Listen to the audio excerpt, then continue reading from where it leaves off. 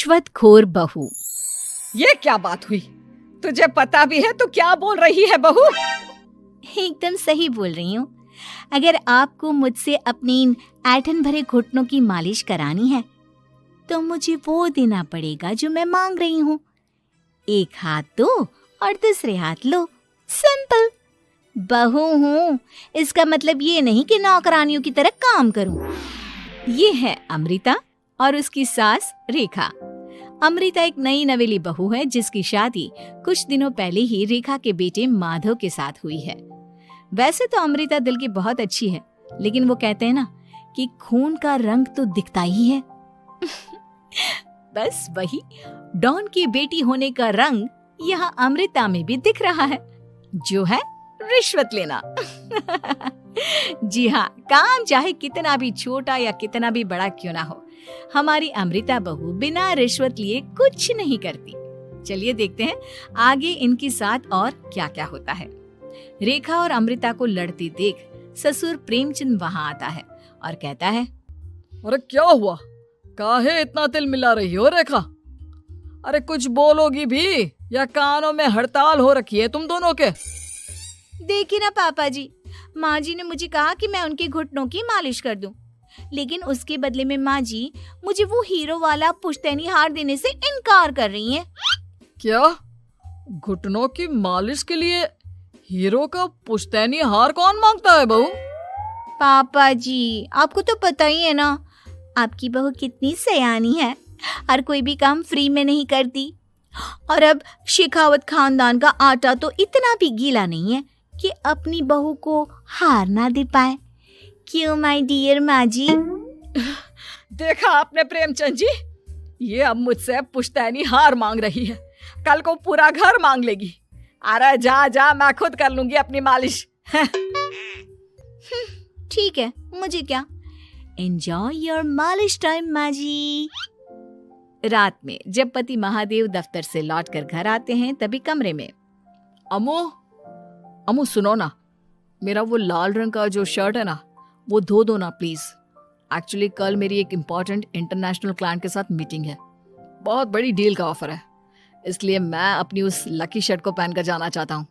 अभी धो दो, रात भर में तो सूखी जाएगी, फिर कल अच्छे से कड़क वाली इस्त्री कर देना। अब और तुम्हारी शर्त है, बोलो क्या है? आपको मुझे 10 मनीष मल्होत्रा डिजाइनर की साड़ियां दिलानी होगी। 2 हफ्तों में मेरी स्वीट हार्ट फ्रेंड बिल्लो रानी की शादी है। मैं वहां डिजाइनर साड़ी पहनकर जाऊंगी और सब कुछ जला दूंगी। माधव अपनी बीवी की बात सुनकर हैरान परेशान अपने सर पर हाथ रखकर बैठ जाता है। अरे तुम बीवी हो या आफत? तुम्हारे दिमाग में जंग लग गया है क्या? देखो इतने सारे पैसे नहीं है मेरे पास।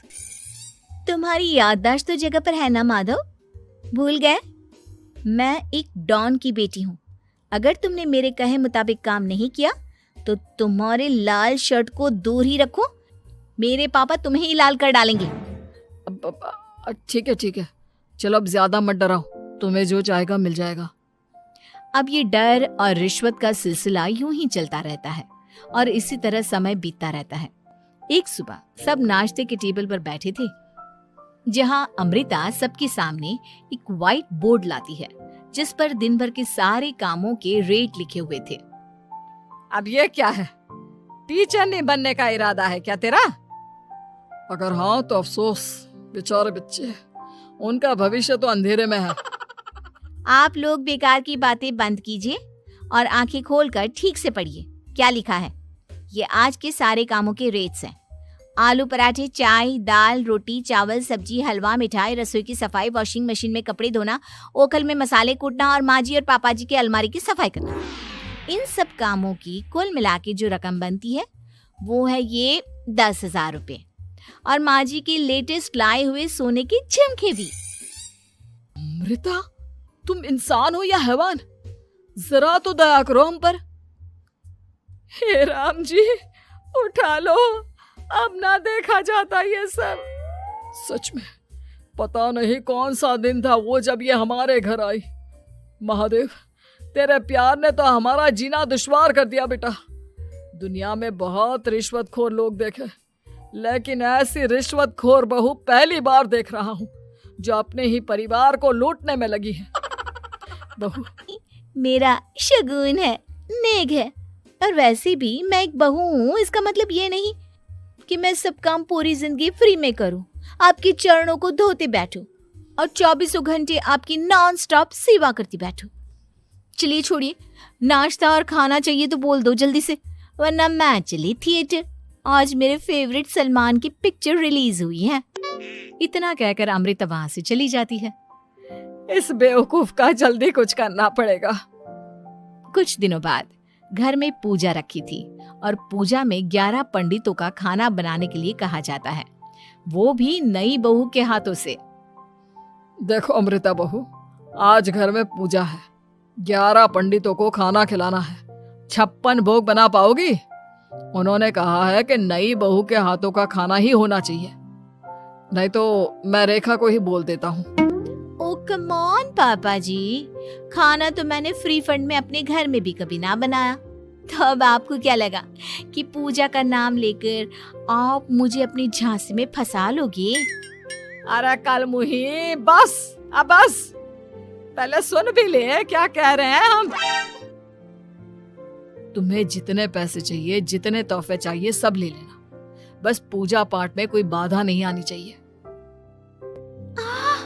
ओहो, ये हुई ना समझदारी वाली बात। ठीक है, अब आप लोग निश्चिंत रहिए, मैं ऐसा खाना बनाऊंगी कि उन 11 पंडितों की 11 पुश्तें भी मेरे खाने के स्वाद को याद रखेंगी। अमृता पंडितों के लिए खाना पकाती है और पूजा संपन्न होने के बाद उन्हें केले के पत्तों पर खाना परोसती भी है, जिस पर खाने का पहला निवाला खाते ही वो क्या भोजन है। हम इतनी जगहों पर जाते हैं, लेकिन इतना अच्छा स्वाद तो काफी मुश्किल से चखने मिलता है। रेखा जी, प्रेमचंद भाई साहब, आप लोग सच में भाग्यवान हो कि आपको इतनी सर्वगुण संपन्न बहू मिली है, जिसके हाथों में साक्षात माँ अन्नपूर्णा विराजती है। सर्वगुण संपन्न, सबको संपन्न कर देगी यह खूंखार औरत, कुंडली मार कर बैठ गई है मेरे बेचारे बेटे के जीवन में। एक मिनट, अरे ये बात मेरे इस बूढ़े दिमाग में पहले कैसे नहीं आई? इस अमृता की बच्ची को मैं अपने घर से बाहर कैसे निकालूं? इसका उपाय तो पंडित जी के पास जरूर रहेगा। रेखा अगले दिन पंडित जी के पास जाकर उन्हें अमृता के बारे में सब कुछ बता देती है, जिसे सुन पंडित जी भी परेशान हो जाते हैं। अरे, ऐसी बहू तो 7 जन्मों में भी किसी को नसीब ना हो भगवान। देखिए रेखा जी, आपकी रिश्वतखोर बहू और आपके बेटे की कुंडलियों को जोड़कर देखा है मैंने, ऐसा हरगिज नहीं होगा। मैं कुछ करूंगी, हाथ पे हाथ धरे नहीं बैठूंगी मैं। वहीं घर पर अमृता को ये पता चल जाता है कि उसकी सास रेखा पंडित जी के पास उसकी और महादेव की कुंडलियां लेकर गई थी, और इस पर जब रेखा घर लौटती है तब वाह माँ जी वाह, बहुत ही ज्यादा सयानी निकली आप तो। लेकिन मैं आपको एक बात बताना चाहती हूँ कि मेरी और महादेव की कुंडलियां जोड़कर पूजा पाठ और हवन करके भी कुछ नहीं मिलेगा, क्योंकि मैं ऐसी बला हूँ जो आप सबकी जिंदगियों से अब कभी नहीं टलने वाली, फिर चाहे आप कितने भी टोटके हवन या उपाय कर लें। तो खुद को समझती क्या है रे बदतमीज, तुझसे बात करना तो दूर, मुझे तो तेरी शक्ल देखना भी नहीं पसंद। अब सास बहू के बीच एक अनकहा सा युद्ध छिड़ जाता है। दिन बीतने लगते हैं, लेकिन एक दिन अचानक रेखा की तबीयत हद से ज्यादा खराब हो जाती है और उसे सांस लेने में भी काफी दिक्कत और परेशानी महसूस होती है। जब उसे डॉक्टर के पास ले जाया जाता है तब डॉक्टर चेकअप करके कहते हैं, देखिए मैंने सारे टेस्ट करके देख लिए हैं और रिपोर्ट्स को क्रॉस चेक करके ये पता चला है कि रेखा जी को गंभीर दिल की बीमारी है। उनके फेफड़ों में भी काफी सूजन आ गई है। उनका जल्द से जल्द ऑपरेशन करना होगा, वरना आई एम सॉरी टू से उन्हें बचाना मुश्किल हो जाएगा। ये खबर सुनकर प्रेमचंद और माधव दोनों हक्का बक्का रह जाते हैं। लेकिन डॉक्टर साहब, कितने पैसे लगेंगे ऑपरेशन के लिए? और उसके बाद रेखा पूरी तरह ठीक तो हो जाएगी ना? जी हाँ, इस ऑपरेशन के बाद वो बिल्कुल ठीक हो जाएंगे, लेकिन वो तभी हो सकता है जब ऑपरेशन टाइम से हो पाएगा। और रही बात ऑपरेशन के खर्चे की, तो उसमें तकरीबन 6 से 7 लाख रुपए तक लग सकते हैं। जहां एक तरह सब रेखा की तबीयत और ऑपरेशन को लेकर परेशान होते हैं, वहीं घर पर रेखा को बिस्तर पर देखकर भी अमृता के अंदर जरा भी दया नहीं आती। ओ माँ जी, ये अपना फालतू का मेलोड्रामा बंद कीजिए ना आप। मुझे पता है आपको मुझे रिश्वत नहीं देनी है और घर के सारे काम मुझसे मुफ्त में करवाने हैं, इसीलिए आप ये सब कर रही हो ना। सीरियसली अमृता, ऐसे हालात में तुम ऐसी बातें कैसे कर सकती हो? हम यहाँ परेशान हैं कि ऑपरेशन कैसे कराएंगे, बैंक में इतने पैसे कैसे भी करेंगे। अमृता, अगर कभी भी जिंदगी में तुमने मुझसे सच्चा प्यार किया है, एक पल के लिए भी सही, तो तुम्हें आज इस परिवार, इस घर की नींव, मेरी माँ को बचाना होगा। हमने अपना सब कुछ तुम्हें दे दिया है, अब तुम्हारी बारी है अपने किए का हिसाब चुकाने की। मुझे पता है तुम्हारे अंदर भी दिल है। अमृता बिना कुछ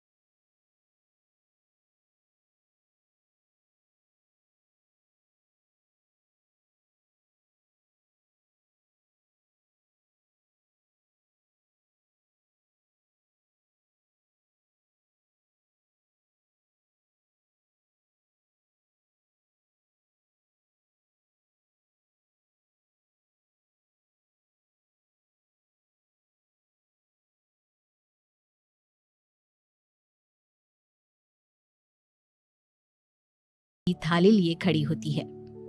वेलकम होम माँ जी, आई मिस्ड यू। पता है कितने दिनों से किसी के भी साथ लड़ाई नहीं की थी मैंने, और ना ही किसी से रिश्वत मिली मुझे। क्या?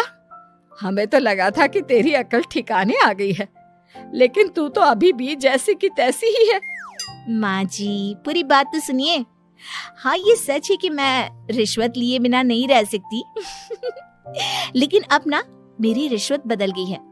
अब मुझे हर काम के बदले झप्पी, अपनापन, प्यार और अपनी इस माँ का दुलार चाहिए। ये सब तो हम तुझे भर भर के दे सकते हैं बेटा। पूरा घर एक साथ अमृता को जोर की झप्पी देता है और सब हंस